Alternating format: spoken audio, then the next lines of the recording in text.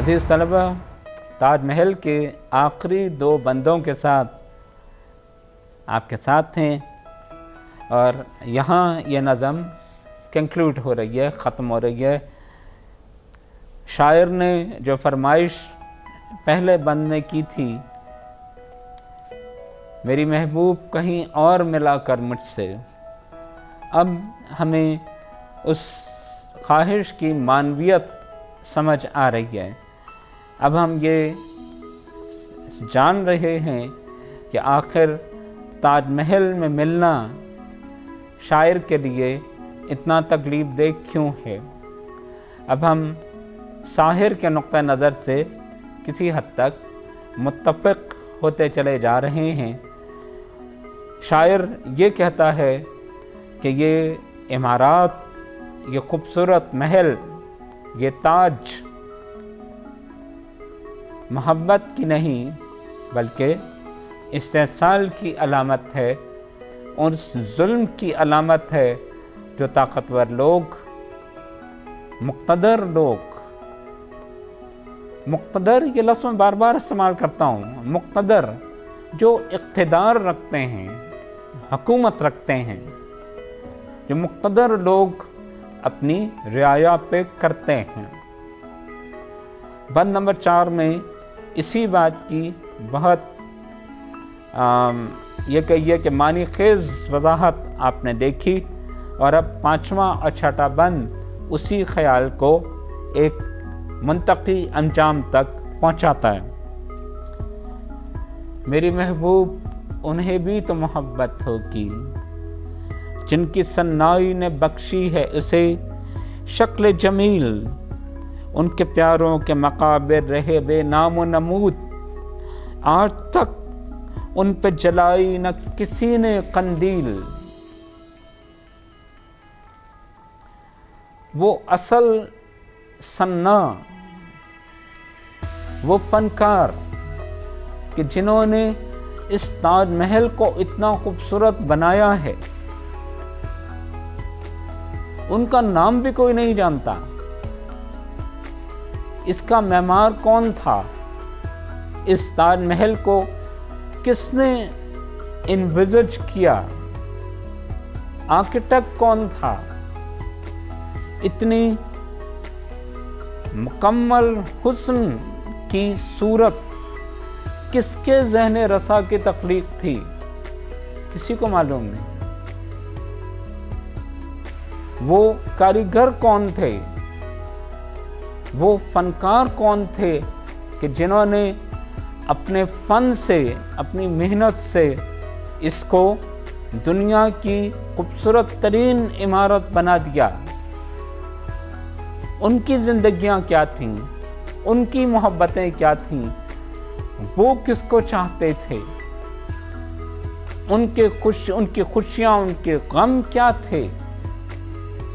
वो लोग जो इस ताज महल के असल मेमार थे, वो क्या हुए? क्या वो जीते जागते गोश्त पोश्त के इंसान नहीं थे? क्या उनके दिलों में किसी की चाहत मौजज़न नहीं थी? आखिर उनको क्यों नहीं माना जाता? उनका नाम कोई क्यों नहीं जानता? ये शाहिर का दुख है। उनके प्यारों के मकाबिर रहे बेनाम व नमूद,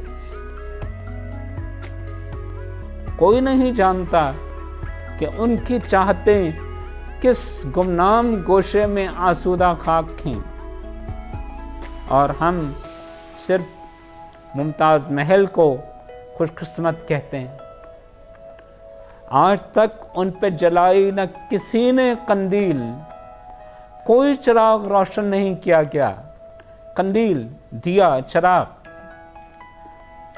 आखिर ऐसा क्यों है कि जो लोग अपनी मेहनत से इस ताज महल को तामीर कर रहे थे, वो तो मर खप गए, बेनाम हो गए, और हम صرف ایک بادشاہ کو اور اس کی محبت کو یاد رکھتے ہیں؟ کیا یہ زیادتی نہیں؟ کیا یہ ظلم نہیں؟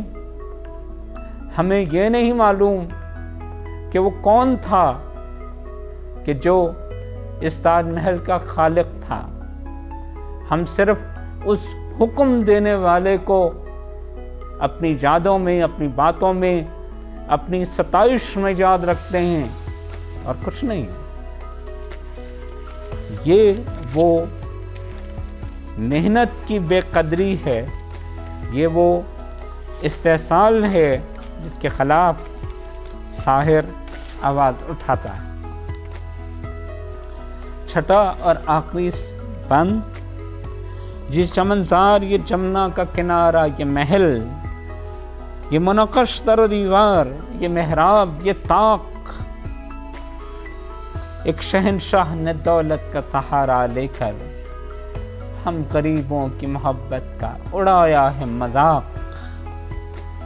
میری محبوب کہیں اور ملا کر مجھ سے۔ یہاں آ کر یہ نظم مکمل ہوئی۔ یہ دیکھیے کہ جذبے کی شدت، ساحر کا احساس محرومی، احساس شکست اور اپنی کمائیگی کا، اپنی بیچارگی کا احساس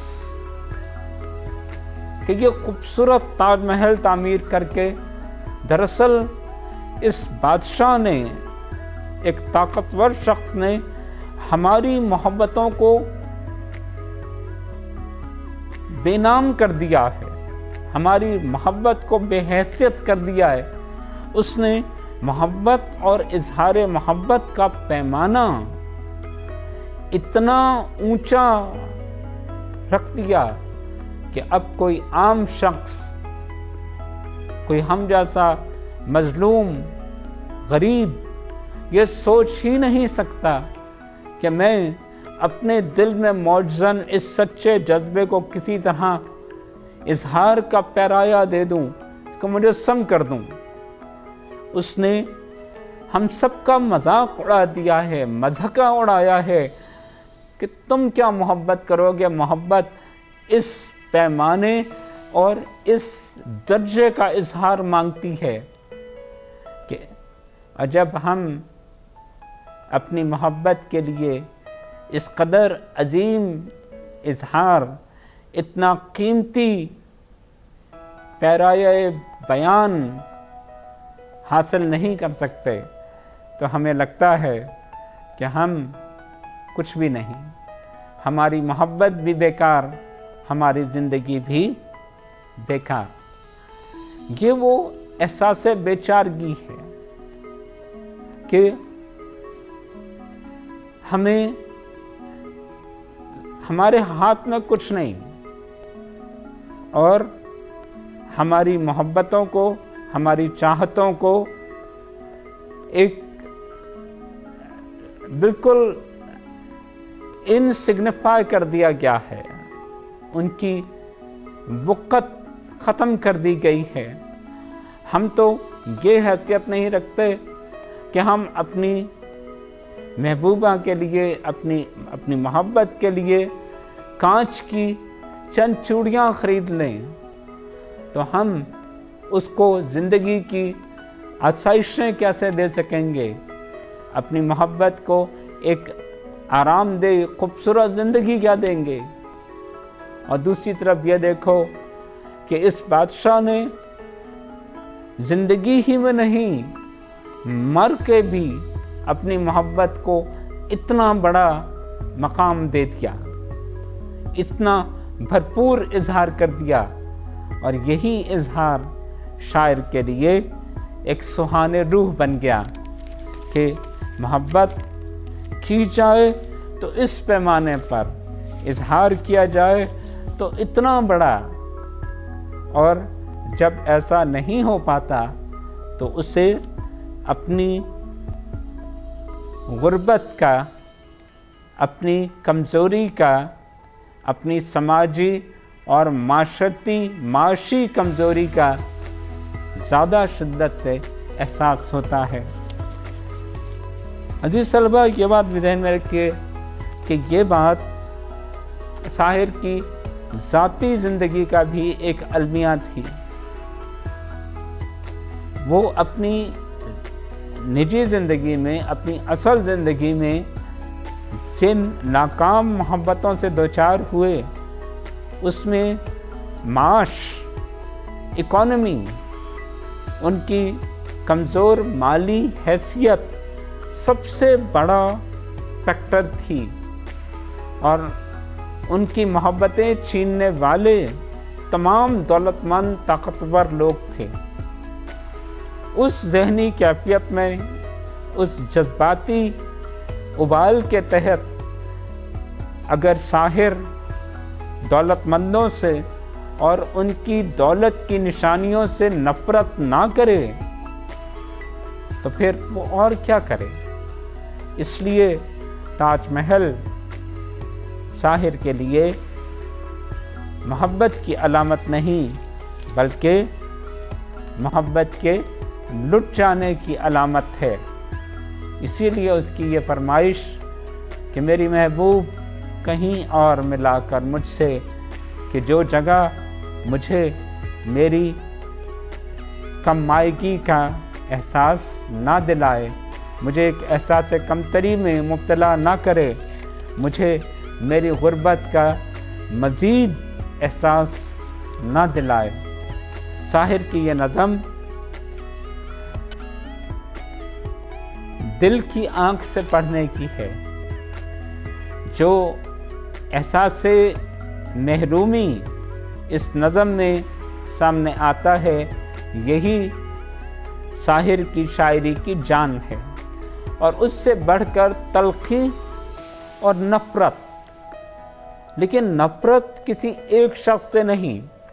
شاعر کا لہجہ جتنا سخت ہے، جو الفاظ وہ استعمال کرتا ہے، وہی شاعر کی شاعری کی جان نہیں ہے۔